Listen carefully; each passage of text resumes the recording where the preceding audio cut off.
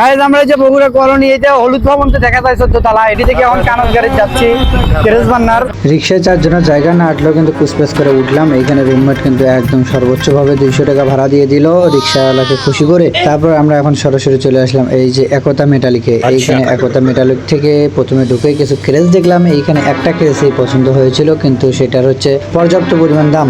Guys পরিমাণের থেকে দাম বেশি যাচ্ছে, ওই জন্য থেকে আর দুই একটা দোকানে দেখতেছি কি অবস্থা। আমরা এখন চলে আসলাম রুমমেট মেটালিকে। এসেই বঙ্গবন্ধু সামনে পড়লো, তাই আর কি করলাম, একটু বঙ্গবন্ধুকে নিয়ে একটু ভিডিও করলাম। তারপর দেখলাম 2026 সালের ফিফা ওয়ার্ল্ড কাপ। তারপর একটা ক্রেসই পছন্দ হলো, তো সেটা এখন। আচ্ছা আঙ্কেল, এটা লাস্ট কত করবেন? 9টা নিব। সবশেষে যেহেতু দামাদামি মিলে গেল, তার দেরি কিসের, অবশ্যই সিগনেচার করে নাম রোল দিয়ে কিন্তু আমরা এখন চলে আসলাম।